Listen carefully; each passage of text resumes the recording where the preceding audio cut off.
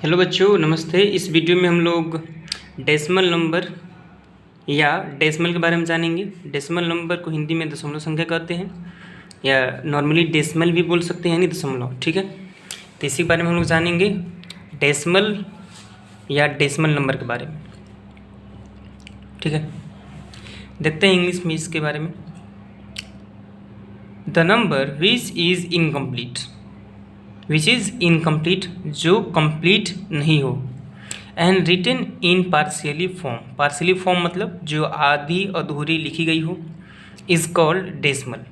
ठीक है, is called decimal और डेसिमल नंबर, या तो उसको डेसिमल बोलेंगे या डेसिमल नंबर बोलेंगे। ठीक है, वो जो संख्या होगा उसको हम लोग डेसिमल ही बोलते हैं, ये डेसिमल वाला नंबर है, या उसको नॉर्मली डेसिमल नंबर भी बोल सकते हैं।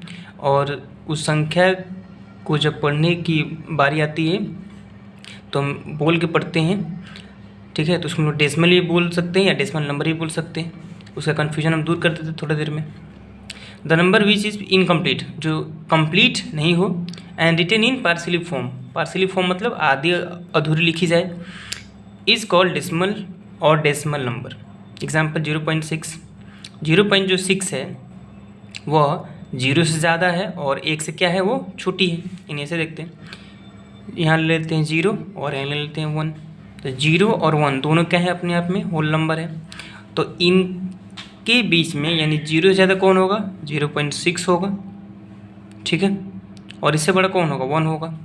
ठीक है, तो इसका ये मतलब है कि 0.6 जो है वह 0 और 1 के बीच में है, यानी जो डेसिमल वाला जो नंबर होगा वो दो होल नंबर के बीच में वो होगा। ठीक है, तो ये जो 0.6 है ये कंप्लीट नहीं है, यानी ये होल नंबर नहीं है, ये दो होल नंबर के बीच में ये आ रहा है। ठीक है, दूसरा एग्जांपल देखते हैं 1.24, 9.335, 5 के ऊपर यहाँ क्या है, बार है, यानी 5 बार बार आने वाला है।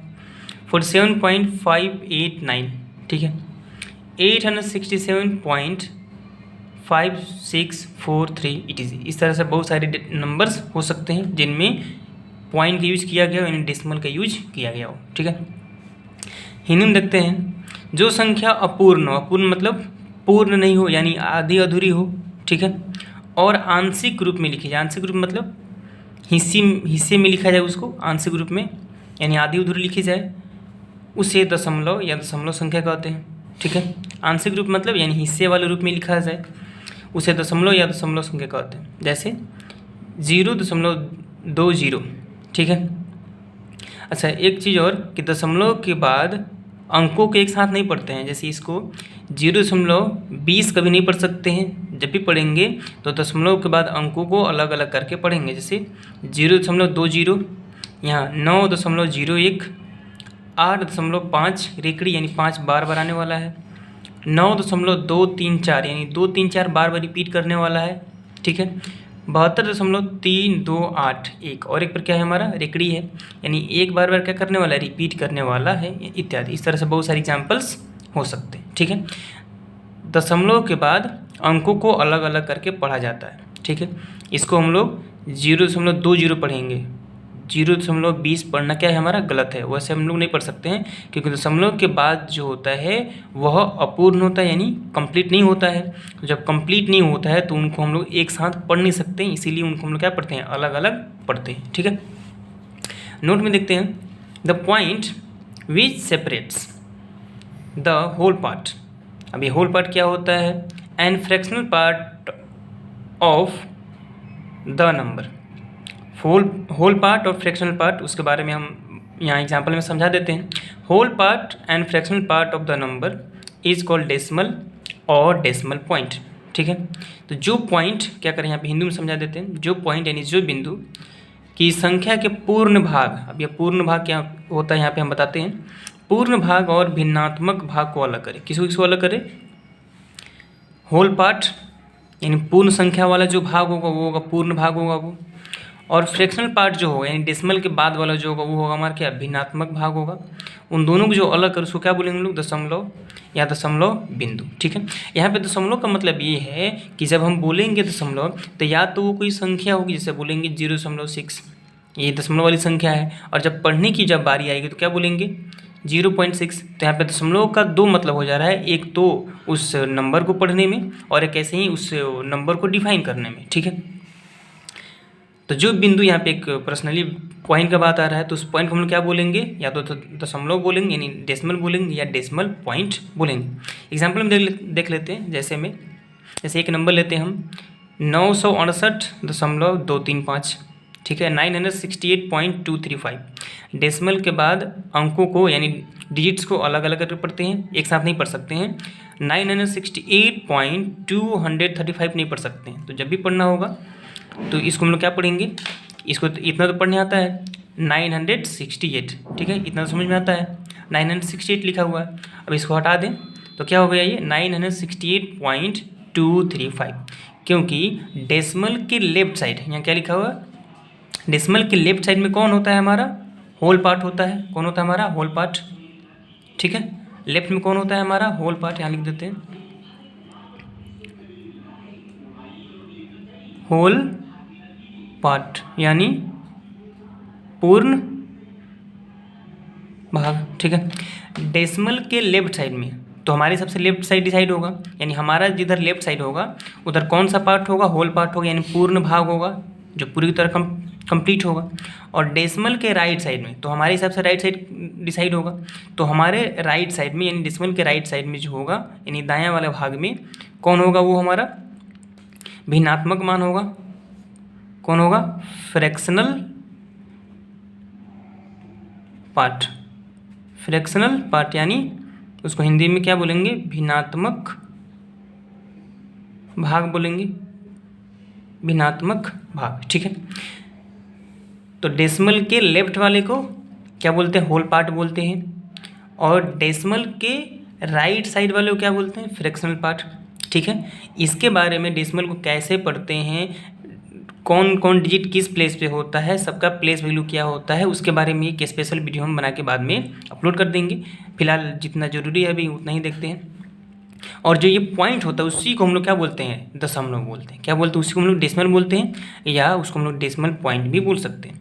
तो जब भी बात आए दशमलव का, तो दशमलव का क्या मतलब होता है, या तो कि संख्या के बारे में बात किया जा रहा है या उस बिंदु के बारे में बात किया जा रहा है। तो जब यहाँ बोलेंगे कि ये संख्या दशमलव में है, यानी जो 968.235 ये संख्या क्या है, एक दशमलव संख्या है। और जब बोलने की जब बारी आएगी, वर्ड्स में जब लिखने की बारी आएगी या बोलने की, तो कैसे बोलेंगे, 968.235, ठीक है। ऐसे ही बोल सकते हैं 968.235, ठीक है। इसके बारे में डेसिमल के लेफ्ट साइड में, राइट साइड में कौन कौन डिजिट किस प्लेस पे होता है, उसका क्या मान होता है, उसको वर्ड्स में कैसे लिखते हैं, इसके बारे में एक स्पेशल वीडियो अपलोड कर देंगे। फिलहाल अभी जितना जरूरी है उतना ही हम लोग जानते हैं। अच्छा, एक चीज़ और, इसको डेसिमल को सर्च करने के लिए, इन डेसिमल को खोजने के लिए श्रेय जाता है किसको, आर्यभट्ट को। किसको, आर्यभट्ट को जाता है, ठीक है। अच्छा, सर्च करने पर 2-3 नाम और भी मिल सकते हैं, ठीक है, 2-3 नाम और भी मिल सकते हैं। आर्किमिडीज एक और मैथमेटिशियन का नाम था, लेकिन सबसे पहले खोज इन्होंने ही की थी, आर्यभट्ट ने। 2-3 नाम और भी आपको मिल सकते हैं देखने पर, ठीक है। तो डेसिमल के बारे में एक और डीपली वीडियो हम आपको बना के अपलोड करेंगे, जिसमें डेसिमल के लेफ्ट साइड में हर डिजिट को पढ़ने का तरीका बताएंगे, राइट साइड में भी हर डिजिट को पढ़ने का तरीका बताएंगे, लेफ्ट साइड में कौन सा डिजिट किस प्लेस पे होता है, इकाई दहाई जैसे आप लोग शुरू से पढ़ते आ रहे हैं उसके बारे में बताएंगे। और डेसिमल के बाद में कौन डिजिट किस प्लेस पे होता है, उसका प्लेस वैल्यू क्या होता है, उसको क्या बोलते हैं, उसको वर्ड्स में कैसे लिखते हैं, उसको भी लिखने का, पढ़ने का तरीका हम अगले वीडियो में यानी बाद वाले वीडियो में समझाएंगे। फिलहाल डेसिमल के लिए अभी जितना जरूरत है उतना ही बताएं, ठीक है। तो जो संख्या क्या हो, अपूर्ण हो यानी कंप्लीट नहीं हो, और आंशिक रूप यानी हिस्से वाले रूप में लिखी जाए, क्या बोलेंगे उसको हम लोग, दशमलव बोलेंगे, ठीक है। जैसे एक एग्जांपल हम देख लेते हैं। जैसे हम बोले कि मैंने 1.5 kg चीनी खरीदी, क्या खरीदी, चीनी, ठीक है। तो बात एक रहता तब समझ में आता, 1 kg रहता तब समझ में आता, 2 kg रहता तब समझ में आता, लेकिन ये जो 1.5 kg है यानी 1.5 किलो, जिसको हम नॉर्मली बोलते हैं 1.5 किलो, ये क्या है, ये जो है 1 kg और 2 kg के बीच में है, ठीक है। तो ये क्या हो गया हमारा डेसिमल हो गया, यानी 1.5 kg चीनी, यानी एक तरह से क्या हो गया, ये हमारा दशमलव संख्या हो गया। ठीक है, जो दशमलव होगा वो अपने आप में पूर्ण कभी नहीं होगा, वो दो पूर्ण संख्याओं के बीच का मान होता है।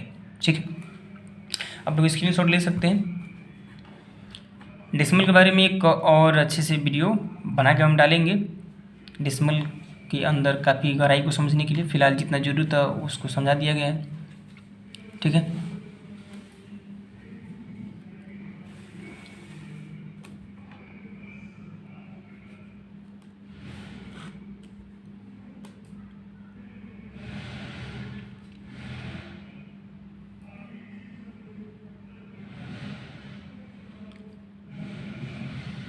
ठीक है, आशा करते हैं कि ये वीडियो आपको काफ़ी हेल्पफुल साबित होगी, अच्छे से काफ़ी समझ में आई होगी। ठीक है, वीडियो को लाइक, कमेंट और शेयर कीजिए। Thank you.